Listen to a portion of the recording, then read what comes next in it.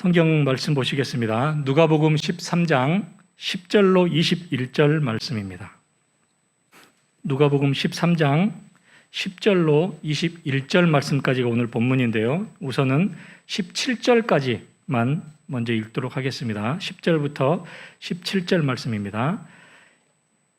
제가 먼저 봉독하겠습니다. 예수께서 안식일에 한 회당에서 가르치실 때에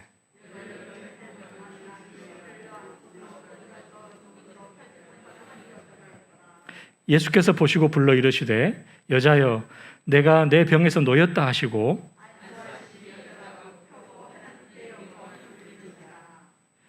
회당장이 예수께서 안식일에 병 고치는 것을 분을 내어 무리에게 이르되 일할 날이 엿새가 있으니 그동안 와서 고침을 받을 것이요 안식일에는 하지 말 것이니라 하거늘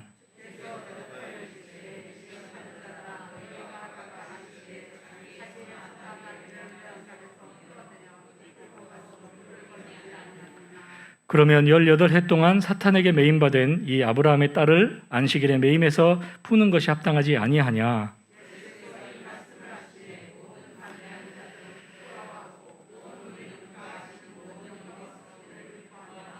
아멘. 예. 자, 때는 안식일입니다. 많은 사람들이 안식일을 거룩하게 지키기 위해서 회당으로 몰려들었습니다. 그러나 이날은 좀 특별하게도 예수님께서 한 여인의 병을 고쳐주고 계셨습니다. 그 여인은 18년 동안 사탄에게 매여서 괴로움을 받고 있었습니다. 그녀는 정체를 알 수 없는 그 병에 시달리면서 허리가 꼬부라져서 한 번도 그 허리를 펴보지 못하고 18년 동안 살았습니다. 안식일에 회당에서 말씀을 가르치시던 우리 예수님께서는 그 가르치시던 것을 멈추시고 이 여자를 매우 불쌍한 마음으로 바라보셨습니다. 그리고 이 여인에게 안수하셨습니다. 그랬더니 그 허리가 펴졌고 사탄에게 매였던 것이 풀어졌습니다. 그리고 여인은 하나님께 영광을 올려드렸습니다. 그러나 이 모습을 못마땅하게 바라보는 사람이 한 명 있습니다. 그 사람은 회당장입니다. 회당장은 화를 내며 예수님의 주위에 선 무리들을 향해서 이렇게 외칩니다. 안식일이 아닌 엿새 동안 병고침을 받을 것이지 왜 거룩한 안식일에 병고침을 받느냐? 이 모습을 보던 우리 예수님께서 이 회당장과 또 회당장과 뜻을 같이 하는 그 무리들을 향해서 이렇게 말씀하셨습니다. 이 외식하는 자들아, 너희는 안식일에 너희의 소나 나귀가 목이 말라 죽을까 봐서 그 매였던 것을 풀어서 물을 잘도 먹이더라. 그런데 이 딸이 18년 동안이나 사탄에게 매여서 불쌍하게 살아가고 있는데 이것을 푸는 것이 뭐가 잘못된 것이냐? 여러분, 구약시대의 사람들은 율법을 목숨처럼 생각하고 지켰습니다. 그 율법을 주야로 묵상하고 그 계명을 기억하고 준행하려고 매우 애를 썼던 사람들입니다. 그래서 안식일을 거룩하게 지키라는 이 10계명의 제4계명, 안식일을 기억하여 거룩하게 지키라, 이 계명을 철저히 지키기 위해서 안식일에는 아무 일도 하지 않고 쉬었습니다. 이 10계명 말씀이 나와 있는 출애굽기 20장 말씀에 보면 이 4계명에 대해서 조금 더 이렇게 설명하고 있습니다. 안식일을 기억하여 거룩하게 지키라. 엿새 동안은 힘써 내 모든 일을 행할 것이나 일곱째 날은 내 하나님 여호와의 안식일인즉 아무 일도 하지 말라. 자, 신앙의 기본 중에 기본이라고 하는 이 안식일 준수.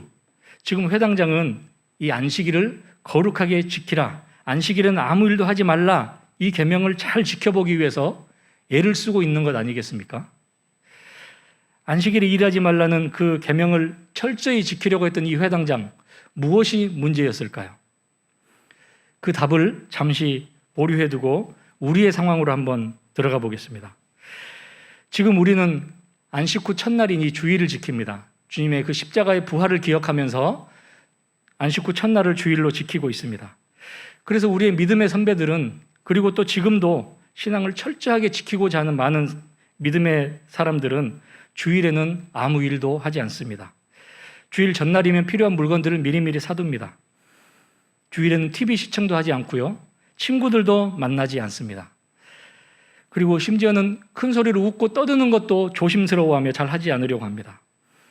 또 사업하시는 분들은 주일 하루를 쉼으로써 금전적인 손실이 클 텐데도 주일은 쉽니다라고 딱 붙여놓고 그 손해를 감수합니다. 또 믿음이 좋은 어떤 학생들은 주일에 중요한 시험이 있으면 그 시험을 포기하기도 합니다. 저는 오늘 이 설교를 통해서 신앙의 형식이나 이런 틀이 지킬 필요가 없다는 그런 말씀을 드리려는 게 아니라 오늘 본문에 나왔던 그때의 회당장이나 지금 신앙생활을 하고 있는 우리나 외형을 신경 쓴 나머지 그 속에 들어있는 신앙의 귀중한 의미를 놓쳐버리면 그것은 아무 의미도 없고 아무 능력도 없는 것이라는 것을 깨달으시길 바랍니다. 오늘 요즘에 우리의 주일의 풍경은 어떻습니까?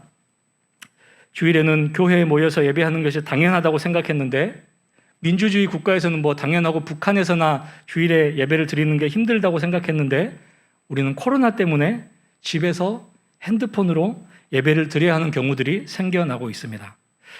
코로나 전에는 주일이면 아침 일찍 일어나서 경건한 마음으로 가장 좋은 옷을 입고 가족들이 손에 손을 잡고 예배당으로 올라가는 모습이 믿음이 좋은 가정의 그런 모습이었습니다.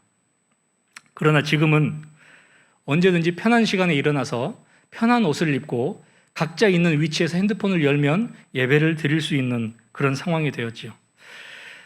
저는 올해 목사가 되었습니다. 그러나 코로나가 가져다준 웃지 못할 풍경이 있습니다. 목사가 되고 나서 제가 주로 맡은 일은 주일에 교회에 오시겠다는 분들을 오시면 안 됩니다. 다음에 오십시오.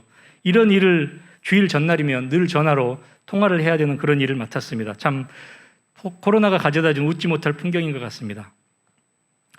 이러한 시점에서 오늘 본문 말씀을 통해서 예수님은 우리에게 무엇을 알려주시려고 하는지 그 신앙의 진리를 한번 찾아보려고 합니다. 먼저 안식일을 거룩하게 지키고 안식일에 아무 일도 하지 말라고 하는 이 안식일에 대한 의미를 좀 생각해 볼 필요가 있겠습니다. 십계명에 나와 있는 출애굽기 20장에 그 안식일에 아무 일도 하지 말라는 그 말씀에 보면 이 상세한 이유가 11절에 나와 있는데 이렇게 설명하고 있습니다. 이는 엿새 동안에 나 여호와가 하늘과 땅과 바다와 그 가운데 모든 것을 만들고 일곱째 날 쉬었음이니라. 하나님께서 6일 동안 천지를 창조하셨습니다. 그리고 일곱째 날에는 쉬셨습니다. 왜 쉬셨을까요? 6일 동안 행하신 그 창조 사역이 너무너무 힘들어서 일곱째 날은 쉬셨을까요? 우리 하나님이 힘든 일이 있으실까요? 또 잘 쉬신 후에 또 일하시려고 그렇게 쉬셨을까요? 우리 하나님께서 일곱째 날 쉬시고 또 여덟째 날부터 무슨 창조 사역을 하셨습니까? 아니죠. 자, 같은 맥락으로 하나님께서 우리에게 안식일을 쉬라고 하신 것은 6일 동안 열심히 일하고 일곱째 날은 잘 쉬어서 또 열심히 월요일부터 일하라고 쉬라는 그런 안식일의 계명일까요? 자, 하나님께서 6일 동안 천지를 창조하시고 일곱째 날 쉬셨다고 하는 것의 의미는 하나님께서 6일 동안 창조한 이 천지 만물이 완벽하게 완성되었다는 것을 의미합니다. 그래서 안식일에 일하지 말고 쉬라는 것이 포인트가 아니라 일하지 말고 쉼을 통해서 하나님을 향한 우리의 신앙 고백을 보여야 한다는 것입니다. 그 신앙 고백이 무엇이냐면 우리가 믿는 하나님은 천지 만물을 창조하신 분이다. 그리고 그 하나님이 만드신 천지 만물은 완벽하게 완성되었다는 것을 우리가 기억하면서 고백하는 것이죠. 자, 그리고 또 신명기 5장에 와서 10계명을 다시 한번 설명해 주시는데 여기에서는 제4계명 안식일 계명이 약간 다르게 설명하고 있습니다. 그 이유가 신명기 5장 15절에 나와 있는데요. 제가 읽어보겠습니다. 너는 기억하라. 내가 애굽 땅에서 종이 되었더니 내 하나님 여호와가 강한 손과 편 팔로 거기서 너를 인도하여 내었나니 그러므로 내 하나님 여호와가 내게 명령하여 안식일을 지키라 하였느니라. 이스라엘 백성들이 출애굽했을 때 광야에서 하나님께서는 매일매일 만나를 먹여주셨지요. 그러나 안식일에는 내려주시지 않았습니다. 대신 안식일 전날 2배로 거둘 수 있게 하셨지요. 그래서 가나안에 들어간 이 이스라엘 백성들은 안식일이 되면 일하지 않고 쉬면서 출애굽을 통해서 이스라엘을 지켜주시고 먹여주시고 구원시켜주신 그 하나님을 잊지 않고 기억했습니다. 여기에도 안식일의 귀한 신앙의 고백이 담겨져 있죠. 어떤 신앙 고백이냐면 우리가 사탄에게 매여서 죄에 종살이하고 있고 세상에 매여서 그렇게 살아왔던 우리들을 하나님께서 은혜로 부르시고 먹여주시고 구원시켜 주셨다는 그분이 오직 하나님이시라는 그 신앙 고백입니다. 안식일의 중요한 이 신앙 고백을 다시 한번 정리해 보면 우리 하나님은 천지 만물을 창조하신 분이시고 우리 하나님은 그 천지 창조가 완전하게 창조되었다는 것입니다. 그리고 하나님은 죄로 죽었던 우리를 살려주시고 우리를 먹이시고 입히시는 분이시라는 고백입니다. 그런데 오늘 본문에서는 회당장의 모습에서 이 안식일의 중요한 신앙 고백을 찾아볼 수가 없고 외형과 형식에만 철저히 갖추려고 하는 그런 모습입니다. 오늘 우리가 읽은 본문에서는 회당장과 예수님의 심각한 대립 구도를 보여주는데요. 회당장은 안식일에 병 고침을 받지 말라고 하고 예수님은 안식일에 병을 고치는 것이 합당하다고 이렇게 말씀하십니다. 오늘 본문을 한번 잘 묵상해 보면 회당장과 예수님의 관심 포인트가 서로 완전히 다르다는 것을 발견할 수 있습니다. 회당장은 무리들에게 관심이 있었습니다. 예수님께서 병 고치는 사건으로 회당장이 화를 냈는데 누구에게 화를 냈을까요? 정상적이라면 안식일에 병을 고치니 예수님께 화를 내고 따져야 될 텐데 그것이 아니라 무리에게 화를 내었습니다. 본문 14절에 회당장이 예수께서 안식일에 병 고치는 것을 분을 내어 무리에게 이르되, 왜 무리들에게 화를 내었을까요? 아마 회당장의 머릿속에는 안식일의 계명을 형식으로만, 외형으로만 지키려고 하다 보니까 한두 명의 이상 행동을 통제하기보다는 온 무리들을 잘 통제해서 외부에서 볼 때 나는, 우리 회당은 얼마나 안식일을 잘 지키고 있는지 그것들을 보여주려고 했던 것 같습니다. 안식일의 귀한 그 의미는 다 잊어버리고 형식에만 집중하고 있는 모습이죠. 그럼 우리 주님은 어디에 관심이 있었을까요? 오늘 본문 16절에 보면 그러면 18해 동안 사탄에게 매임받은 이 아브라함의 딸을 안식일에 이 매임에서 푸는 것이 합당하지 아니하냐. 우리 주님의 관심은 오직 이 불쌍한 이 한 사람, 이 딸입니다. 18해 동안 사탄에게 매여서 온몸이 구부러진 채 허리 한번 펴보지 못한 이 불쌍한 딸에게 우리 주님이 집중하고 계시죠. 예수님께서 집중하신 이 한 여인의 행색이 어땠을까요? 18년 동안 그 긴 병을 앓았으니 경제적으로도 다 잃어버렸고 또 인간관계도 가족관계도 다 깨어지지 않았을까요? 행색은 남루한 차림이었을 것 같습니다. 그리고 매 안식일마다 회당 구석에 와서 앉아서 말씀을 듣기는 했지만 많은 종교 지도자들이 와가지고 그때그때마다 말씀을 전했지만 아무도 이 허리가 꺾여버린 이 여인의 아픔과 슬픔에 대해서 거들떠보지 않았습니다. 이 종교 위선자들이 어떤 사람인 줄 아십니까? 자기 집에 가서는 소나 나귀가 꽥꽥대면서 목마르다고 하면 그 모습이 안타까워서 그날이 안식일임에도 불구하고 그 매인 것을 풀어서 물을 먹였던 사람들입니다. 이들은 이런 율법을 만들었죠. 짐승을 안식일에 물을 먹이는 것은 율법을 어기는 것이 아니다. 이렇게 만들어서 그 짐승들에게 물을 먹였던 사람들입니다. 가축이 목마르다고 꽥꽥대는 소리는 잘 들으면서도 18년 동안이나 사탄에게 매여서 고통 중에 흐느끼는 소리, 하나님께 탄원하고 있는 이 영적인 신음소리를 그들은 듣지 못했습니다. 그러나 우리 예수님은 그 여자의 신음소리를 들었습니다. 회당에서 말씀을 가르치시다가 이 여자를 보시고 가르치시는 것을 멈추셨습니다.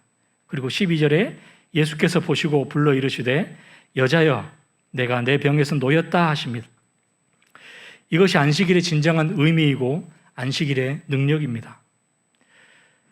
저는 이 능력이 지금 이 시간 여기에도 임하기를 축복합니다. 오늘 본문처럼 정말 육신의 질병을 그대로 가지고 계신 분이 있다면 이 시간 치유되기를 원합니다. 오랜 시간 동안 가슴 아픈 기도 제목들을 가지고 신음하고 있는 그런 분들, 또 끊어지지 않는 죄의 습관들을 가지고 괴로워하고 계시는 분들, 신앙의 형식에 매여서 신앙의 그 진리인 기쁨과 감사가 메말라 버리신 분들, 오늘 이 자리에서 여자여 내가 내 병에서 놓였다 이 축복이 임하시기를 간절히 축복합니다. 저는 설교를 늘 어려워합니다. 어떻게 하면 말씀을 잘 전할 수 있을까? 어떻게 해야 부드럽게 유창하게 설교할 수 있을까? 이런 고민에 늘 빠져 있습니다. 그러나 오늘 말씀을 통해서 제가 어쩌면 본문에 나와 있는 회당장처럼 무리에게 관심이 있는 건 아닌지 되돌아보게 됐습니다. 내가 하나님의 말씀을 선포할 때 그 한 영혼에게 관심이 있었는가? 오늘도 세상에서 지치고 깨진 그 한 영혼들이 주님 앞에 올라와 있는 이 예배당에 올라왔는데 저는 그 영혼들에는 관심도 없고 이 무리를 향해서 유창한 설교를 하려고 준비하고 있는 것은 아닌지 회개하게 되었습니다. 이 시간 정말로 바라기는 여러분들이 가지고 계신 경제적인 문제, 자녀의 가슴 아픈 문제, 가정의 위기로 매여 있는 그 한 영혼이 이 시간 이 말씀 붙잡고 그 자리에서 풀려나기를 간절히 축복합니다. 오늘 본문 13절 말씀을 보면 안수하시니 여자가 곧 펴고 하나님께 영광을 돌리는지라 라고 합니다. 안식일의 진정한 의미가 지금 이 여인에게 임했습니다. 그랬더니 이 여인의 반응이 어떻습니까? 하나님께 영광을 올려드렸습니다. 이 영광을 올려드리는 그 모습이 어땠을 것 같습니까? 외형과 형식에 매여 있는 이 회당장처럼 그렇게 예배했을까요? 아니지요.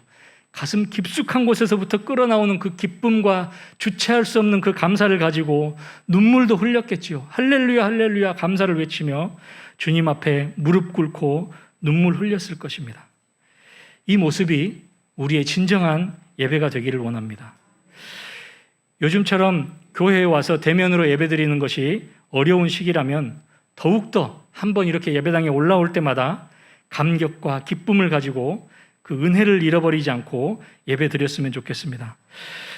매주 왔던 것처럼 지난주에도 왔고 이번 주에도 왔고 또 다음 주에도 올 사람처럼 그렇게 예배드리는 것이 아니라 오늘이 마지막으로 예배드리고 더 이상은 예배당에 모이지 못할 수도 있다는 그런 마음으로 온 마음과 정성을 다해서 하나님께 예배하는 은혜의 시간이 되기를 간절히 바랍니다. 우리 하나님은 절대 무리에 관심을 두지 않습니다. 한 영혼에 관심을 갖고 계십니다. 오직 나를 위해서 이 땅에 오셨고 오직 나 때문에 십자가를 지셨습니다. 그리고 지금 오직 나만 바라보시고 계십니다.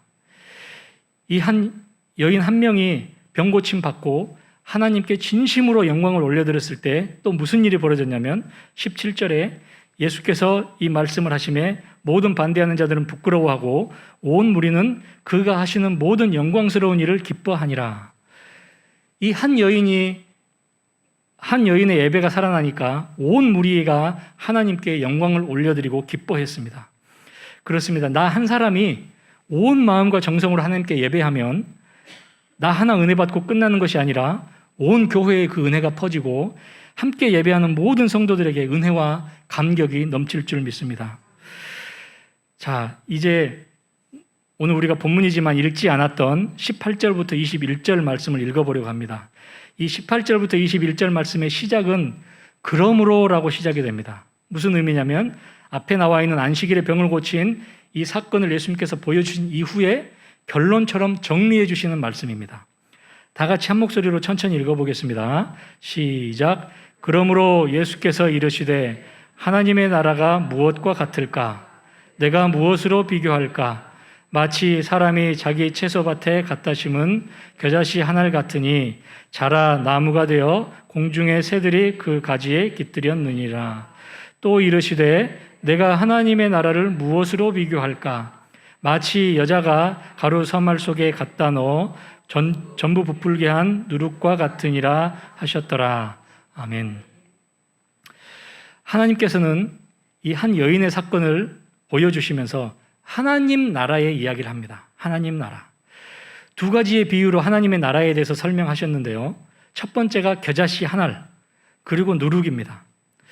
식물의 씨들 중에서 가장 작아서 이 씨를 심으면 무슨 싹이라도 틀까 싶은 그 겨자씨 한 알이 결국에는 큰 나무가 되고 하늘을 자유롭게 날아다니는 새들이 와서 그곳에 집을 짓고 살게 된다는 것입니다. 이것이 바로 하나님 나라의 능력입니다. 누룩은 어떻습니까? 아무 능력도 없어 보일 것 같은 그 누룩을 가루 서말 속에 넣었더니 머지않아 반죽 전부가 부풀게 하는 능력이 나타납니다. 이것이 하나님의 나라입니다.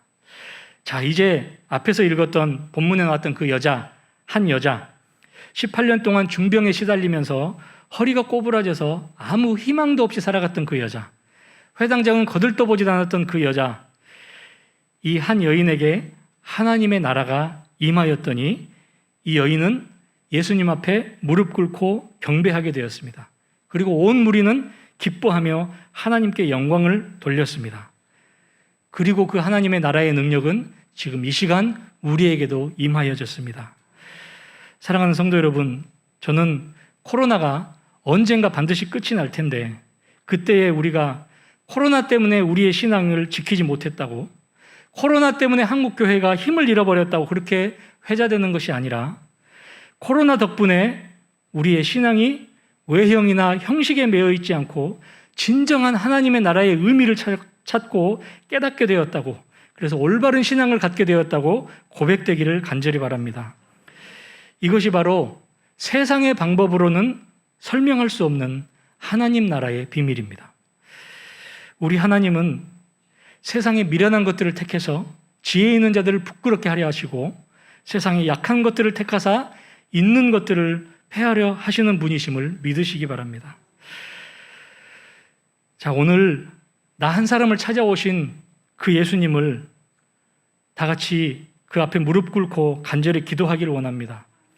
이 한 여인이 그 매여 있었던 것을 풀어졌던 것처럼 예수님 무릎 앞에 우리가 꿇어 엎드려 기도할 때에 우리를 힘들게 했던 문제들, 자녀의 문제와 경제적인 문제와 집안의 모든 문제들이 이 시간 하나님의 나라가 임함으로 모든 것이 풀려질 줄 믿습니다. 다 같이 기도하시겠습니다. 한 영혼을 천하보다 귀하게 여기시는 아버지 하나님, 코로나로 우리의 예배가 많이 달라졌습니다. 당연하다고 생각했던 것들이 당연하지 않게 되었습니다. 집에서 핸드폰으로 예배를 드리게 되었습니다. 그러나 하나님, 오늘 주신 이 말씀을 붙잡고 바라옵기는 저희가 어디에서나 어떤 모습으로 예배할지라도 한 사람을 찾아오시는 그 하나님을 1대1로 만나게 하여 주시옵소서. 주체할 수 없는 기쁨과 감사와 감격이 흘러넘치는 예배가 되게 하여 주시옵소서. 우리의 삶에 하나님의 나라가 임하여 세상이 감당할 수 없는 능력이 나타나게 하여 주시옵소서. 모든 말씀 예수님 이름으로 기도드렸습니다. 아멘.